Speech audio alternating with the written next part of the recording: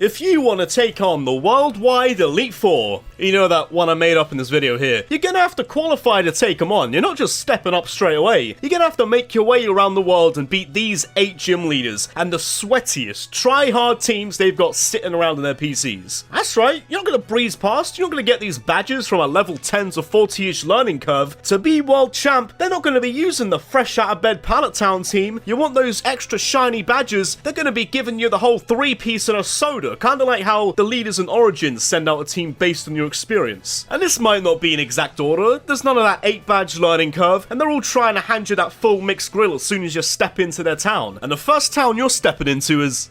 well, you don't even step in there. You're gonna have to scuba Steve yourself in the Satopolis City. He didn't make the cut for the elitist 4, but Wallace, you've made the solid 8, so fair play to you. Because you're the one true Don of the water type. A man you can't even reach unless you've developed gills. And what water team wouldn't be set straight away without a Gyarados? Every water enthusiast at some point in their careers, they were an old rod sideman slinging Magikarps all over the place. Eventually they're gonna beef one of them up and ditch the old rod. Don't need that fishing rod anymore, boy. Gyarados hunts for you now, mate, because he's the big boy of the team, and he's got a tentacruel somewhere. That could have been the specially defensive wall of the team if it had recover, but you don't, do you? Oh wait, you got rapid spin. You're rapid spin, or maybe you can rapid spin your jelly dome off this list. Don't waste my time like that, because you know who does have recover? Milotic. Just champ things. And Tentacruel will be twice as useless anyway, because Wallace already has his hands on a very offensive starfish that spins sharp objects off his front porch. And now Ludicolo, the right-hand man of Mirror Boss Man himself, he isn't getting left in the ore region for this one, because he's his rain dance man. Maybe even your sweeper, if you get him moist enough, you know what I'm saying? And you're just gonna have to deal with it. You're gonna have to deal with that defensive type combination. You're gonna have to sit there and watch him cut shapes on a moist dance floor with that double speed. And the last 2 slots, they go to Sharpedo and Swampert, where Wallace has to make his mind up here. Let's say, if Wallace goes for a rain dance based team, that Swampert's getting on the spinach, and he's sweeping any pesky 10-year-olds motivated enough to drown themselves just to find his lair. Just looking at the man, between rain and dance, I really can't tell you which one he gets off to more, but if somehow he doesn't care for either of them, that stone's going to Sharpedo, because he needs it way more than anything else. Mega Sharpedo might be the wiser decision, since it'd make the team a lot more balanced, because base form Swampert is left ripe and ready to fill in that physically defensive slot of the team that looks pretty empty right now. And you might have noticed, you might be wondering why he's left his Walrus in a box somewhere. Maybe it's because that Walrus gets 0 ratings. None. In every sense of the word with that ice type slapped on it. Or maybe it's because there's another ice trainer in the top 8. Well, no, there's not. Technically anyway, because you're not facing the Turbo Virgin Ice leader Brycen, you're facing that alpha-brained Dark-type leader Brycen man. He's coming at you with the PokerStar Studios squad, because Ice is too easy. Man has a Dugong. Stepping up to a world tournament with that piece of work, what you do? You want a Dugong, man? Get him out. The man. The Brycen man takes his film work way more seriously, and that's why I'm making him a Dark-type leader for the top 8. How can you deny the man that is Brycen? With Pokemon going from these to this. Just let the man wear his cape, give him a dimly lit building for him to defend the gym at. He can roleplay as a Zoroark furry if he wants to, just to get into the spirit of it. Whatever, I don't care. Whatever it takes for him to ditch the ice cream team and embrace the dark side. Especially when you compare the two. How can you deny a team of Weevil, Houndoom, Hydreigon, Bisharp, Sharpedo, nice and megaed up too while we're at it, and Zoroark as well? If there was such thing as an Elite 5, Flint probably would have made the last video. So with the gym leaders, who's the closest thing to Flint? Volkner? Yeah, nah. Flannery. Really? You're Flannery? The one whose holographic rare pocket pets is a spicy turtle. You're damn right, it actually is her. And that spicy turtle's going on the extra shiny gym badge team as well. Somehow, you're making the cut, Torkoal. You're on the team. Get your spicy ass over here. Because you're the only one of her crowd that spawns us a sun whenever you pipe up from your shell. Decent utility moves as well, to be fair. And you're one of the few out of her lot with decent defense that just so happens to not knock itself out slugging around gravel. As for the rest of them, you've got Houndoom, brings in a bit of depth to the team with a dark type. Chandelure brings in even more depth because it's so spooky. With terrifying special attack. And Magmortar, you big burly...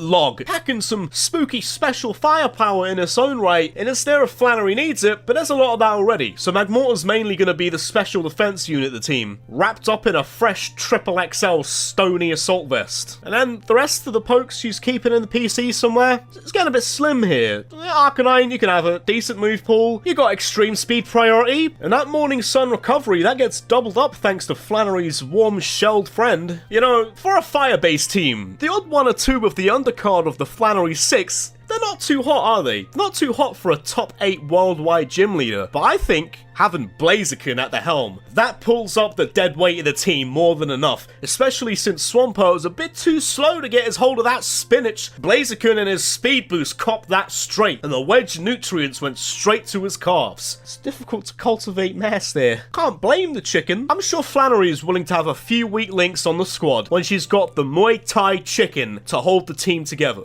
So Flannery's got some heat going for her. Alright, but maybe she could take a tip or two from Maylene and cop herself a fire-breathing Muay Thai monkey to complete the set and make her team that much more elite. Maylene is a fighting type specialist. Her entire team is MMA ready, which seems really one-dimensional on paper. It is a little, to be fair. But her try-hard lineup, it's got a bit more diversity to it for a gym leader that specializes in punching very, very hard, which is why she's starting off with Lucario armed with a shiny rock that makes it punch extra very, very hard, and then a Machamp who punches slightly less very hard, but still very hard nonetheless. And then Toxicroak, physical like the rest of them, yeah sure, but he brings a bit more to the sesh than the rest of these sentient knuckles, you know, being a poison type and all, and sucker punching anything that moves. The dry skin ability adds a good bit of chemistry with the team for her, acts as a good setup she can use to bait you in when you try and skull Infernape, because we already know she's got that spicy monkey around somewhere, but with a team that's really keen on punching very hard, Infernape's a nice change of pace. He's not like the rest of you simpletons in this team resorting to slapping you really hard. Instead, he specially slaps you really hard. And then there's Breloom. Oh, you really need more physical attackers here. Come on, Maylene, you're top 8. You're in the top 8, you're a bit better than that. Wait, what? Wait, your man Spores? Breloom Spores? Nah, you're good. Sorry, my mistake. You're good. You make the cut. Front of the line. Go ahead. Yeah, just shove Lucario out of the way. Front of the line. Guest list, fam. And finally, Gallade. A weapon. But this team's already an armory full of weapons. It's gotta be the defensive wall of the team, because nothing else she has really suits it here. Maylene's team may be a bit one-sided, fair enough, but that one side it happens to lean towards happens to be the side that'll serve you up a mean slice of Kimbo. And while we're on the topic of slumping people in your own back garden, we all know there's gotta be one dragon specialist out of the top 8 leaders. But which would you go for? Iris is the Unova champion, surely it has to be her, right? I mean, I'm sure she's got a well-polished trophy collection, that's nice. But Claire's got an absolute unit collection. She's copped herself Garchomp, Charizard, Dragonite. Iris, what do you even get again? What one's your Archeops, your Aggron, yeah, what's the Lapras, right? It's alright, it's not bad, but Claire's completely 10th prestige lobbied her way ahead of you, officially outranked and outgunned as the top dragon leader. Just like Maylene, the team's mostly packing muscle. It kinda comes with the territory with fighting and a lot of dragon types, because she's kicking off her team with 3 Hoss monsters. She's got an entire IKEA warehouse worth of complete units. Garchomp, Salamence, Gyarados, all physical genetic jackhammers. Now I don't want this one going as out of balance as Maylene, so Dragonite's going to be a defensive tank along with Altaria, throwing some cleric moves too. And then the last slot of the team's going to that Charizard. And as someone with that Seto Kaiba dragon fetish, I know she's twitching to get a hold of that Dragon X form, but her team's already pushing it, right? She's this close to becoming a Lance and having a giant veiny bicep of a team. Mega Charizard, why? It's not possible. No one's ever actually decided to summon him. Well, Clair has, because she knows she needs that special attack a whole lot more. And coming off of dragon types, it's easy to think that grounds might be quite a mundane type to specialize in and have a part of the top 8 gym leaders, until you remember that's exactly what the boss specializes in. And then you start to watch your tone a little bit, alright? You better stop mugging off the ground type before he puts you in it. His team's got a whole lot more depth to it than a hard Rhino and stubby gang of moles? He's still a ground-based trainer, sure, but in hiding, he's yoked it up over the years. And not only defeating the boss himself along with his yoked up team, but the fact you've managed to get a hold of the guy, really, that puts you in the elite in its own right. And it probably gets you put away in a dark lit room with 4 beefy Machamps. You know, since you've got evidence of associating with the world's most notorious criminal pinned to your jacket. He's actually got an interesting lineup. That Kangas Khan is going mega for Don Rocket. You gotta go mega. The boss can A pass up that multi-hit damage and Garchomp, because you can A go wrong with one of these on your side. But before either of those two hand out the business, Hippowdon comes out first to spawn us some sand and tank some hits with its pure bulk. The big man's keeping his OG Nidoking as well. Offensively, it's too good to pass up with the sheer force ability and that stabby move pool. But in and around Giovanni's goons, Gliscor's gonna be roaming around. Your man Gliscor, you can do whatever you want. Oh, you want defense? It's done. You want a hazard? You want to heal yourself maybe? You want to get rid of their hazards? It's all done, don't worry about it. Oh wait, sorry, my mistake. You want to show up just to scrap. Why not? It can do it all. It's all done. But here's the big difference maker. And I don't care if he's not a ground type, because canonically, makes complete sense. Oh, you better believe Giovanni's got a Master Ball tucked away with a mentally roided up Mewtwo in there. Doesn't even need to go into one of the Megas, who cares? If he had this team back in the day, Team Rocket would have ruled the world. And Red? More like dead.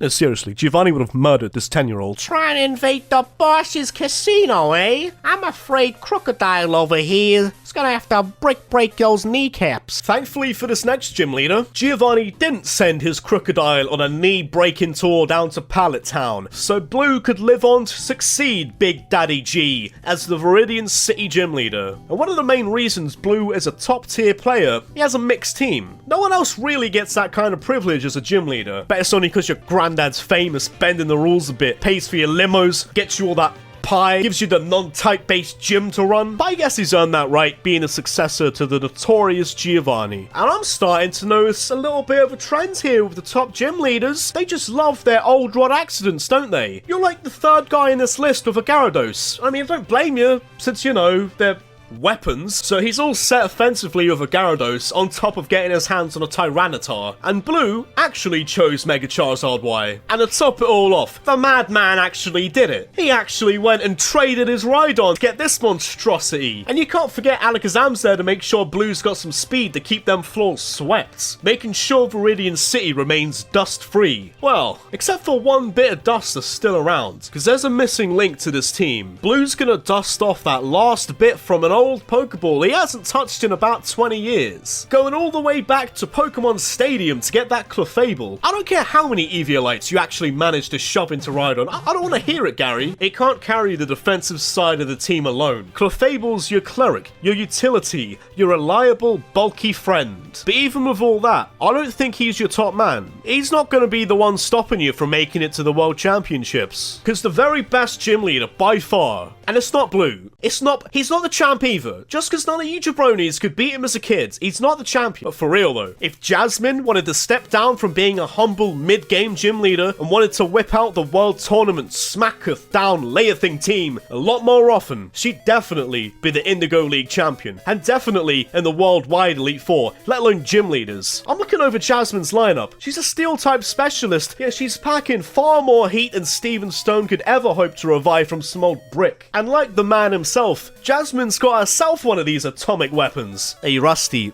hey sorry man, you're staying in the PC. Big Gross is the captain now, and flanked by the captain's side, Magnezone. The special attacker traps other steel types, which I didn't even know it did. That's a pretty good ability. Baits him in for the sub-trap, wear him down with Hidden Power Fire. Then Ferrothorn's in the back somewhere waiting to set up his many hazards. Prime Hazard Setter, Prime Defensive Unit, Prime Annoyance, with Leech Seed, Thunder Wave and Iron Barbs. And if that Fortress cancelling plant isn't enough defensive wedge for Jasmine, Skarmory's flying around somewhere too, roosting itself up whenever you smack it, removing hazards whenever you try setting them down. And once Ferrothorn stacks up the rocks and spikes, Skarmory can add a little more spice to that and he can start whipping up some whirlwinds to share the damage. And if Skarmory's not pulling his weight getting Jasmine's victims to switch out and spread the damage, Empoleon can step up. He can learn Roar if she wants him to. Give us a little bit of that water type. Jasmine knows she can't go wrong with a piping hot Scalder, especially with a steel-based team. If any fire types want to pipe up, the Emperor's gonna have to pipe you down.